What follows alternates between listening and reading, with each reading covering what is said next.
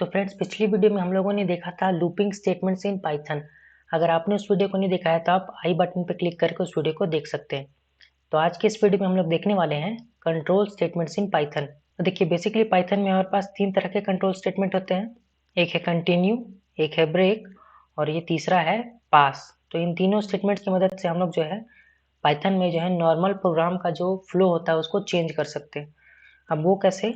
जैसे देखिए, हम लोग जो है कब जो है कंट्रोल स्टेटमेंट्स का यूज़ करते हैं। जैसे अगर मान लीजिए हमारे पास एक फॉर लूप है, फॉर आई इन रेंज, यहाँ से ले लेते हैं रेंज 0 से लेकर 20 तक ले लेते हैं। और इसके अंदर अगर हम लोग इस फॉर लूप के अंदर प्रिंट करवाए आई को, तो ये देखिए ये क्या होगा, यहाँ पे है ये जो है 0 से लेकर 19 तक वैल्यू ये फॉर लूप प्रिंट कर दे रहा है।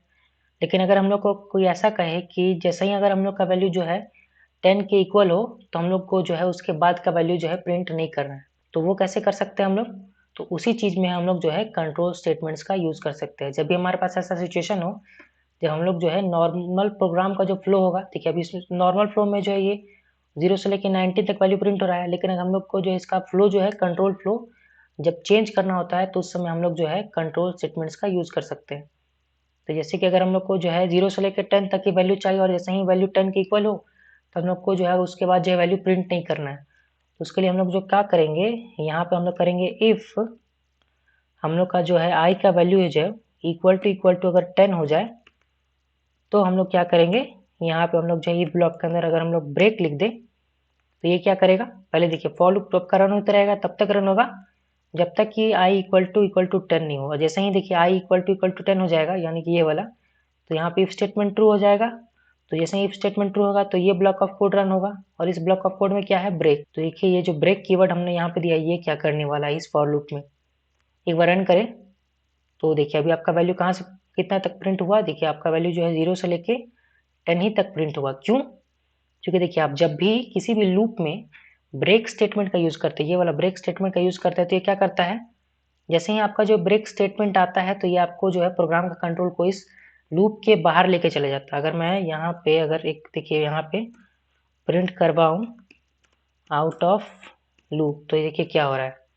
एक बार रन करते हैं तो देखिए आपका जो है 10 प्रिंट होने के बाद ये उसके बाद कौन सा स्टेटमेंट प्रिंट हो रहा है, डायरेक्टली ये आउट ऑफ लूप वाला स्टेटमेंट प्रिंट हो रहा है। यानी कि जैसे ही अगर आप कोई लूप में ब्रेक स्टेटमेंट को जैसे ही आप रन करवाते हैं, तो वो जो ब्रेक स्टेटमेंट है आपका प्रोग्राम को कंट्रोल को लूप के बाहर लेके चला जाता है। और जैसे ही ये लूप के बाहर लेके गया, तो हमारा ये वाला स्टेटमेंट रन हुआ जिसमें कि आउट ऑफ लूप वाला ये प्रिंट हो गया लाइन। तो इस तरीके से हम लोग जो है ब्रेक स्टेटमेंट का यूज़ कर सकते हैं।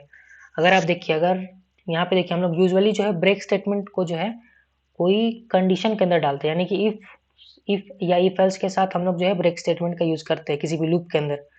क्योंकि अगर आप डायरेक्टली यहाँ पे अगर डायरेक्टली अगर आप बिना कोई कंडीशन का ही ब्रेक स्टेटमेंट अगर पास कर दीजिएगा, जैसे कि अगर हम लोग यहाँ पे बिना कोई कंडीशन का ही ब्रेक स्टेटमेंट को डाल दे, तो क्या होगा, हमारा उसी समय जस्ट देखिए इसके ऊपर जो है ब्रेक स्टेटमेंट के, देखिए जैसे अगर ब्रेक स्टेटमेंट आता है तो उसके ऊपर का जो ब्लॉक ऑफ कोड है वो तो रन करेगा, लेकिन जैसे ही ये ब्रेक स्टेटमेंट आ गया, तो ये आपका ब्रेक स्टेटमेंट आपको जो है लूप के बाहर लेके चलाएगा। इसलिए देखिए यहाँ पे केवल एक 0 प्रिंट हुआ और उसके जस्ट बाद ही ये आउट ऑफ लूप चला गया। तो इसलिए हमेशा जब भी आप लोग जो है ब्रेक स्टेटमेंट का यूज़ करें, तो उसको जो है कोई कंडीशन के बेसिस पे ही करें, यानी कि कोई कंडीशनल स्टेटमेंट का यूज़ करें और उसके बाद ही आप जो है उसके अंदर जो है उस कंडीशनल स्टेटमेंट के अंदर ही आप जो है ब्रेक कीवर्ड का यूज़ करें, ताकि आपका जो प्रोग्राम कंट्रोल है वो इस लूप के बाहर तभी आए जब आपका ये वाला कंडीशन जो है आपने जो इस कंडीशनल स्टेटमेंट के अंदर जब कंडीशन दिया होगा, जब भी वो ट्रू होगा तभी आपका जो है प्रोग्राम कंट्रोल बाहर आए।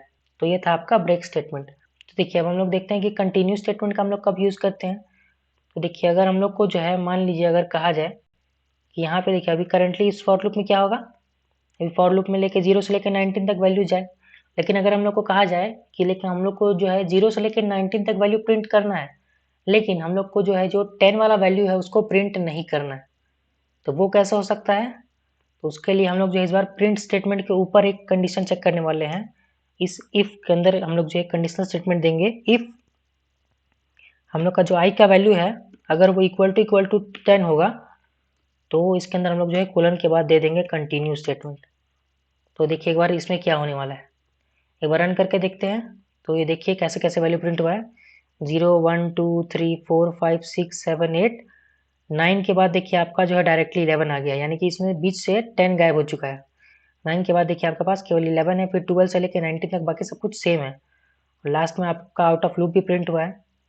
देखिए कंटिन्यू स्टेटमेंट क्या करता है, तो देखिए जब भी कंटिन्यू स्टेटमेंट आप रन करेंगे तो अभी जो आप लूप है उसमें जो करंट इटरेशन है, ये आपका क्या करेगा, इस कंटिन्यू स्टेटमेंट के जो नीचे है उस वाले कोड को ये जो है रन होने नहीं देता है, और आपका जो है लूप नेक्स्ट इटरेशन पे चला जाता है।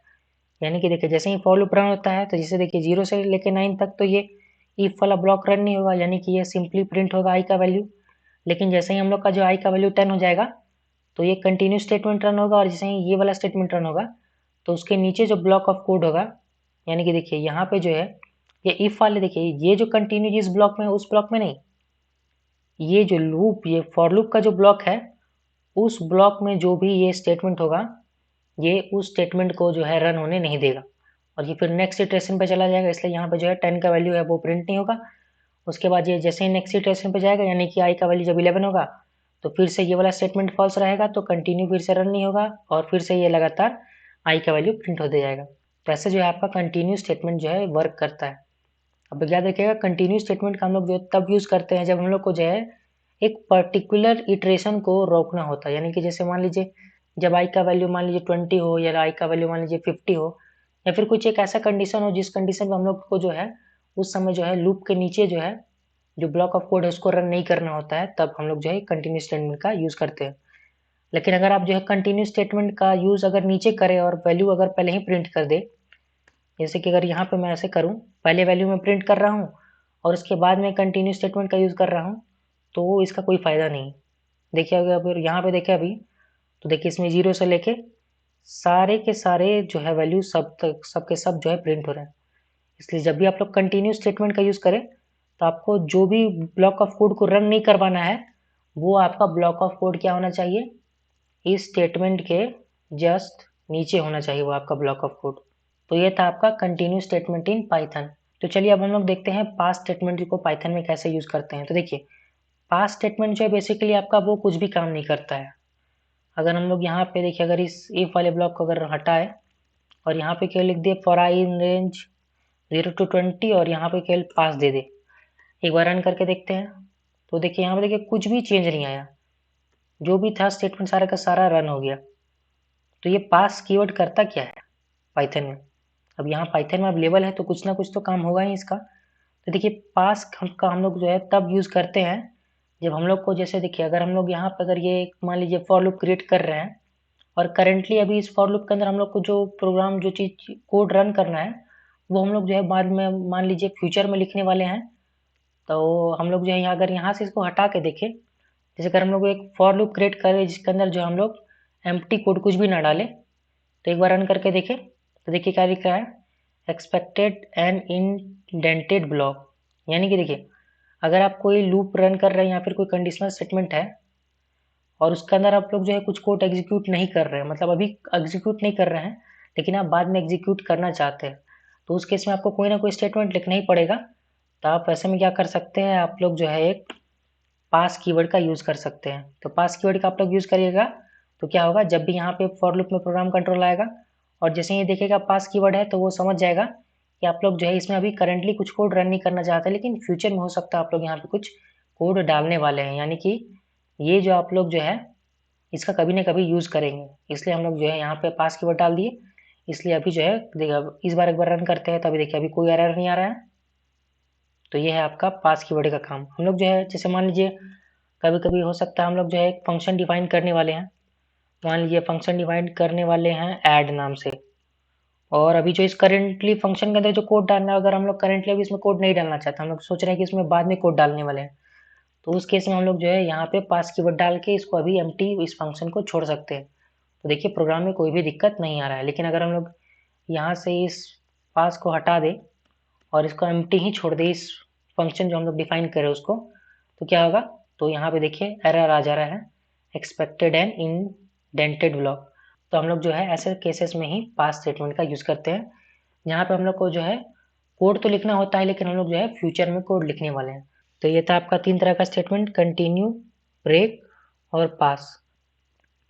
तो चलिए अब हम लोग जो है ब्रेक स्टेटमेंट से रिलेटेड एक इम्पॉर्टेंट चीज़ जान लेते हैं। जैसे कि देखिए हमारे पास यहाँ पे क्या है, एक नेस्टेड फॉर लूप है। ये देखिए एक फॉर लूप है, ये वाला आपका देखिए एक फॉर लूप है, और इस फॉर लूप के अंदर हमारे पास एक और फॉर लूप है। तो जब भी हमारे पास एक नेस्टेड फॉर लूप हो और उसके अंदर हम लोग जो है ब्रेक स्टेटमेंट का यूज़ कर रहे हो, ये देखिए हम लोग जो ये इनर फॉर लूप है इसके अंदर हम लोग जो है ब्रेक स्टेटमेंट का यूज़ करेंगे, तो जब भी ये ब्रेक स्टेटमेंट आएगा तो ये हम लोग को जो है अभी जो ये वाला फॉर लूप है इसके बाहर लेके जाएगा, ना कि हम लोग को जो है इस फॉर लूप को भी ये एंड नहीं करेगा।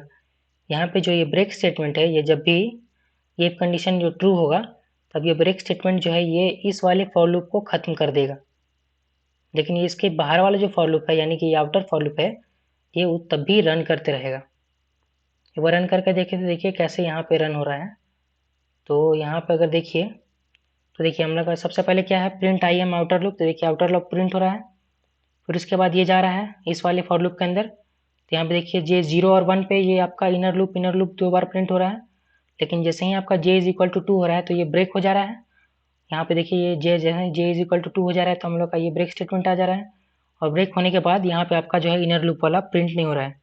जबकि अगर हम लोग यहाँ पे ब्रेक स्टेटमेंट को हटा दे और यहाँ पे केवल अगर पास लिख दे तो हम लोग का जो है ये वाला जो है आई एम इनर लूप ये 4 टाइम्स प्रिंट होगा। नॉर्मली देखिए एक बार आउटर लूप प्रिंट होने के बाद इनर लूप जो है आपका 4 टाइम्स देखिए यहाँ पे प्रिंट हो रहा है कि नहीं। यहाँ पे देखिए ये जो है आपका 4 टाइम्स प्रिंट हो रहा है। फिर देखिए फिर से आपका इसके बाद 4 टाइम्स प्रिंट होने के बाद आपका फिर से एक बार देखिए outer loop I am outer loop print हो रहा है, और उसके बाद फिर से आपका 4 टाइम्स इनर लूप प्रिंट हो रहा है। लेकिन अगर हम लोग यहाँ पे इस पास की जगह अगर हम लोग ब्रेक स्टेटमेंट का यूज़ कर दें तो ये क्या करेगा, जब ये वाला कंडीशन ट्रू होगा तो ये ब्रेक स्टेटमेंट रन होगा, और जैसे ही ये वाला स्टेटमेंट रन होगा तो ये आपको जो है इस वाले इनर वाले फॉर लूप्स के बाहर लेके चला जाएगा। एक ब्रेक स्टेटमेंट जो है आपको केवल एक बार में एक ही फॉर लूप के बाहर लेके जाता है। यानी कि अगर नेस्टेड फॉर लूप हुआ तो अगर आप उसके अंदर जो है ब्रेक स्टेटमेंट का यूज़ करेंगे तो आपका जो है जिस फॉर लूप के अंदर जो आपका ब्रेक स्टेटमेंट होगा वो आपको उसके बाहर लेके चला जाएगा।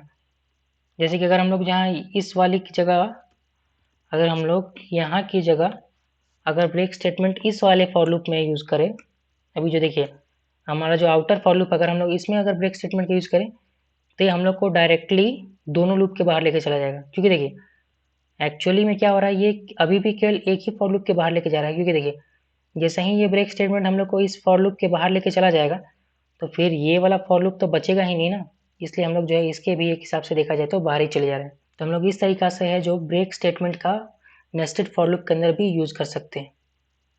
तो चलिए आज के इस वीडियो में हम लोगों ने देख लिया कंट्रोल स्टेटमेंट्स इन पाइथन। हमने 3 तरह के स्टेटमेंट देखे, कंटिन्यू स्टेटमेंट, ब्रेक स्टेटमेंट और पास स्टेटमेंट। और इन तीनों का बेसिकली हम लोग किसके अंदर यूज़ करते हैं, हम लोग इनका लूप्स के अंदर यूज़ करते हैं ताकि हम लोग जो है प्रोग्राम का नॉर्मल कंट्रोल फ्लो को चेंज कर सके।